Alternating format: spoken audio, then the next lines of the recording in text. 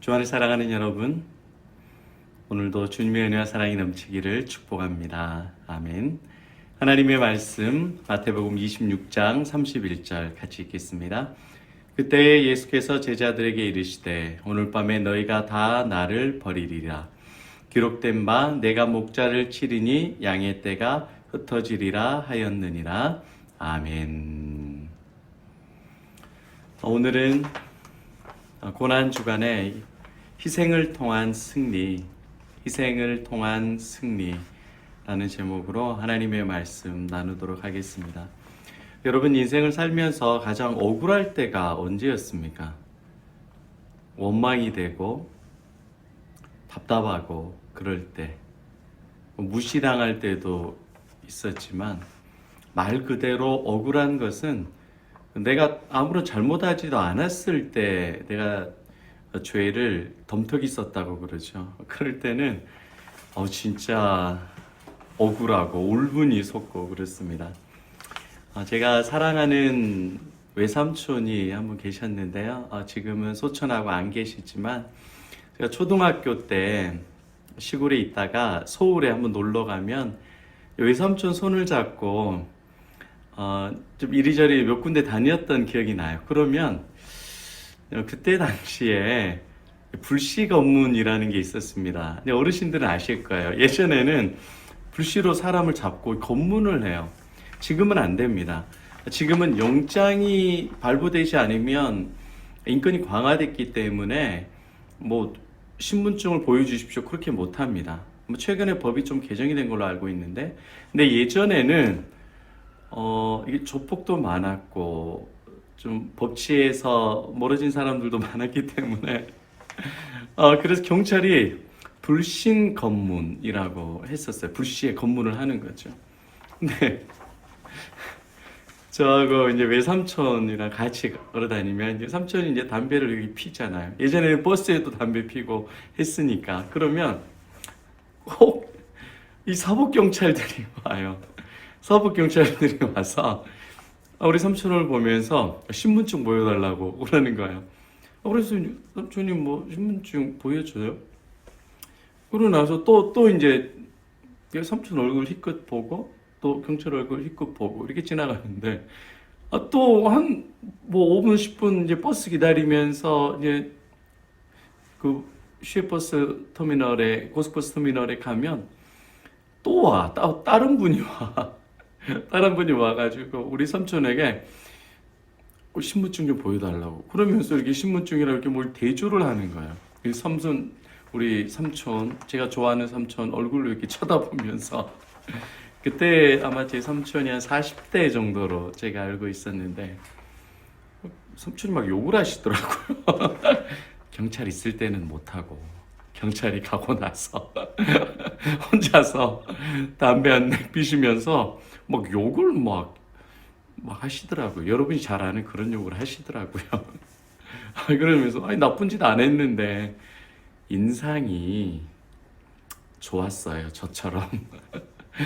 인상 때문에 우리 삼촌이 이제 오해당해서 불시에 검문을 그때 제 기억으로는 약간 과장될 수도 있지만 3번인가 4번을 당해서 그래서 제가 시골 내려와서 저희 어머니 아버지한테 이야기해 드렸잖아요. 네, 더 놀라운 사실은 저희 아버지는 그걸 듣고 웃지 않으셨습니다. 심각하게 들으시더라고요. 왜 그러는지 모르겠지만 요즘은 그렇습니다.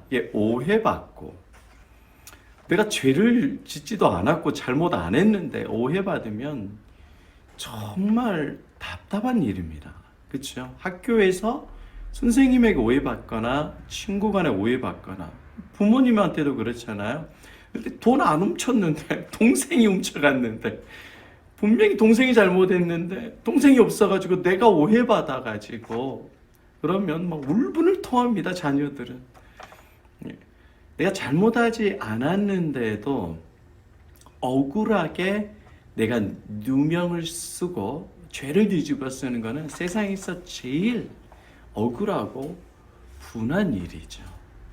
그런 일들을 뭐 크게 작게 많이 우리가 경험했을 겁니다.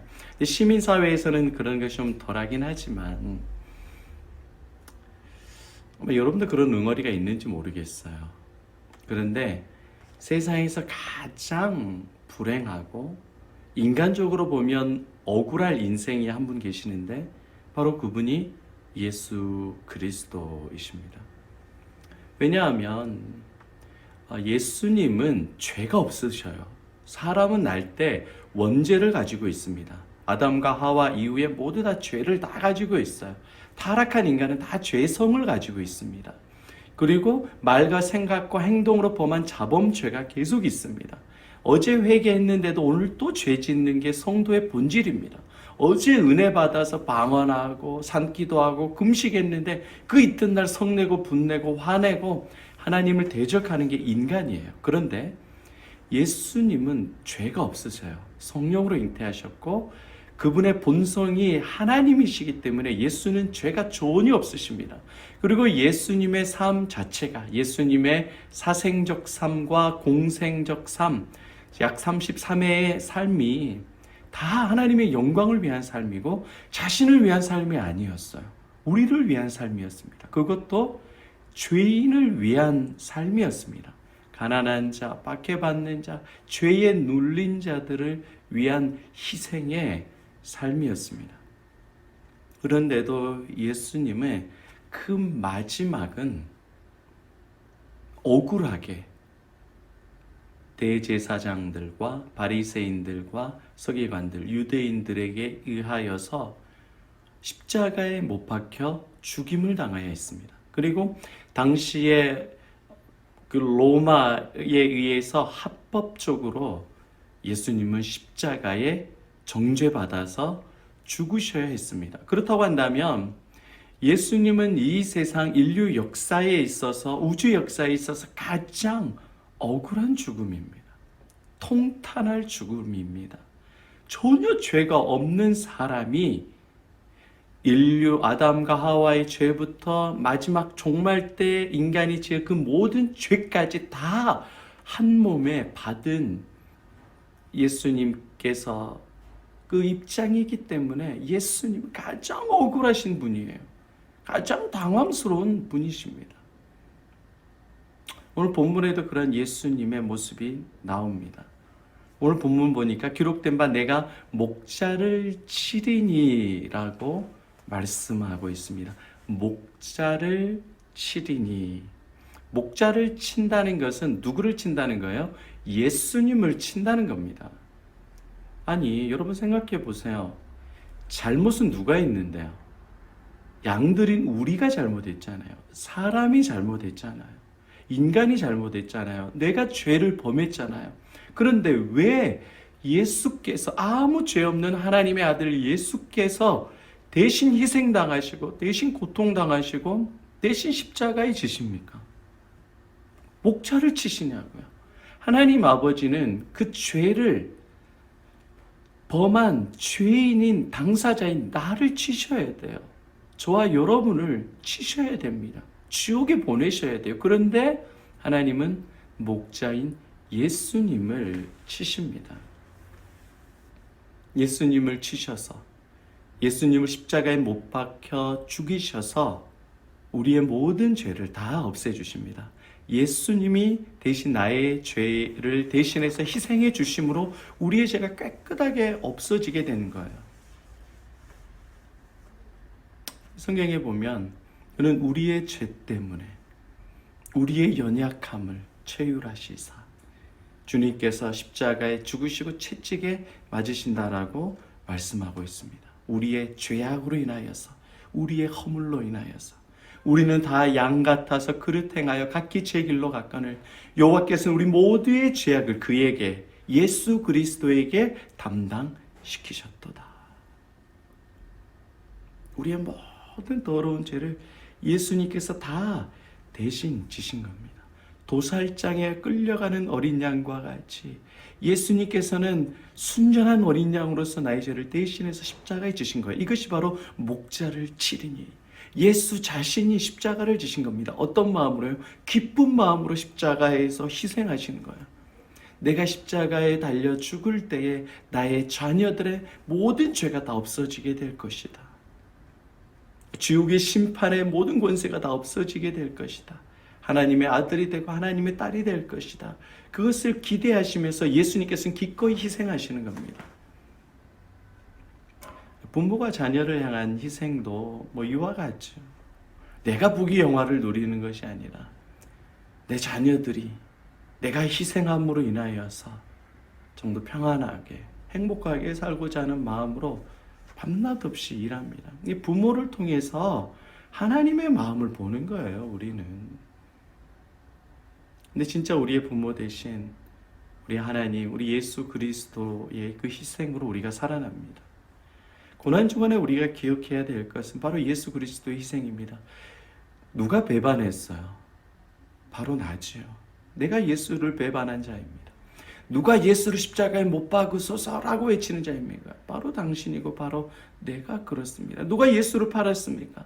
가룟 유다는 한 번밖에 안 팔았지만 우린 매일 팔고 있잖아요. 아침부터 저녁까지 예수를 팝니다. 돈에 팔고 세상에 팔고. 그게 우리예요. 그런데 우리가 뭐가 예쁘다고? 예수께서는 목자를 치리니 스스로 희생하셔서 우리에게 생명을 주시고 우리의 구원을 완성해 주십니다. 이 영화에서도 예수님의 모습이 많이 나타나잖아요. 살인의 추억이라고 영화 보셨습니까? 설경구 주연으로 나온 걸로 알고 있는데 실제 사건을 바탕으로 만들어진 영화죠. 이 자식이 막 교수인 걸로 알고 있는데 부모의 재산을 탐해서 부모를 죽입니다. 그리고 부모를 죽이고 흔적을 남기지 않는데, 그런데 칼을 잘 못 쓰니까 서투니까 이 잘못해서 자기 손톱을 이렇게 흔적으로 남겨요. 근데 그것을 엄마가 어떻게 하죠? 엄마가 자기를 죽인 아들의 그 손톱을 먹습니다. 근데 그게 나중에 경찰 수사에서 부검에서 나오죠. 목에 걸려서. 왜 엄마가 그렇게까지 죽어가면서 자기를 죽인 자식의 손톱을 먹습니까?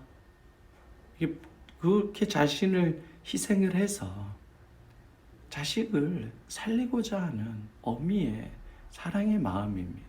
자식이 그걸 아냐고요. 인간은 모릅니다. 죄인된 인간은 자신을 십자가에 못 박혀서 저와 여러분을 살리고자 하시는 하나님의 사랑, 예수의 사랑을 모릅니다. 희생해서 승리하게 하는 그 비밀을 우리는 전혀 깨닫지 못하고 알지 못하고 살아가고 있습니다. 예수께서 십자가에 달려 죽으실 때에 뭐라고 주님께서 말씀하십니까? 아버지야, 아버지야, 저들의 죄를 저들에게 돌리지 마옵소서. 그들이 누굽니까? 예수님께서 잘 나가시고 예수님께서 역습사하실 때 호산나 호산나 다윗의 자손이여 우리를 구원하소서, 그 예수를 찬양했던 그 사람들이 예수를 십자가에 못 박아라, 십자가에 못 박아라 라고 주장했던 그들 아닙니까? 배신자들, 주님의 제자들. 그들을 향하여서 예수님은 마지막에 저주를 내서 저들을 다 죽이세요, 없어버리세요, 인간들은 역시 변화되지 않아요, 그렇게 하지 않으시고 아버지여, 아버지여, 저들의 죄를 저들에게 돌리지 마옵소서. 저들은 자기들이 하는 것을 알지 못하나이다. 맞아요. 우리는 몰라요. 늘 예수를 배신하고 예수를 죽이고 있다는 것을 우리는 모릅니다. 그런데 하나 주님께서 알려주시는 것, 그 예수 그리스도께서 저와 여러분을 사랑하셔서 십자가에 달려 희생하심으로 우리의 죄가 용서받고 우리가 하나님 보시기에 의롭다 하심을 받게 되었고 우리가 하나님의 자녀가 되었고 영원한 지옥 심판이 아니라 천국의 자녀가 되게 되었습니다. 예수의 희생으로만 승리하는 삶을 살 수 있게 됩니다. 그렇다고 한다면 여러분 오늘 하루도 예수의 희생을 생각할 때에 여러분의 인생이 힘들었다, 실패했다고 절망만 하지 마시기를 바랍니다. 왜요? 다 그걸 알고 예수께서 십자가에 달려 죽으셨기 때문에, 희생하셨기 때문에 주님께서 우리를 살려주십니다. 우리를 승리하도록 바꿔주십니다. 나의 노력과 나의 의가 아니라 예수의 희생으로 우리는 다시 죄에서 승리하고 삶에서 승리하는 믿음의 삶을 살 수 있게 됩니다.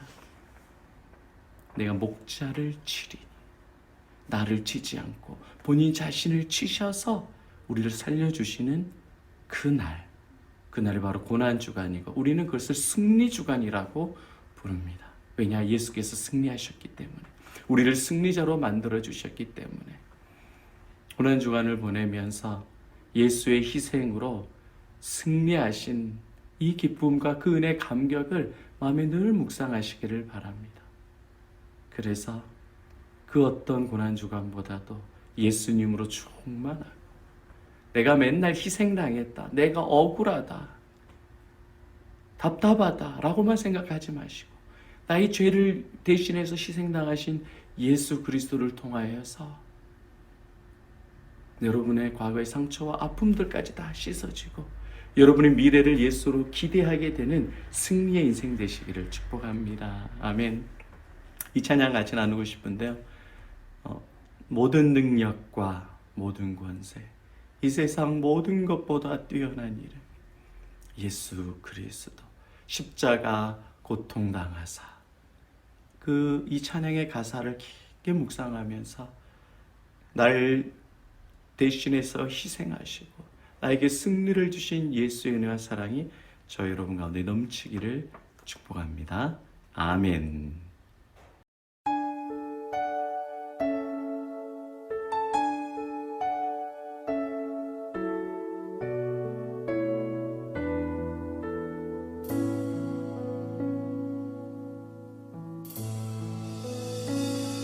모든 능력과 모든 권세, 모든 것 위에 뛰어나신 주님, 세상이 증량할 수 없는 지혜로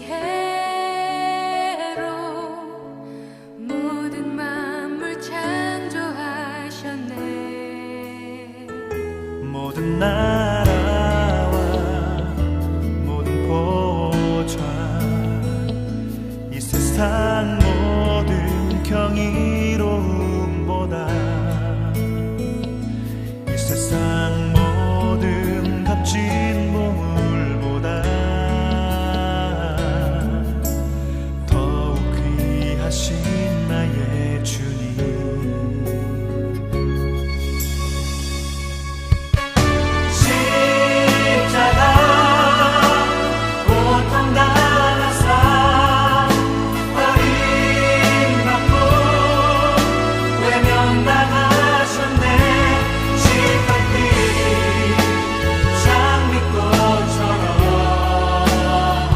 나를 위해 죽으셨네.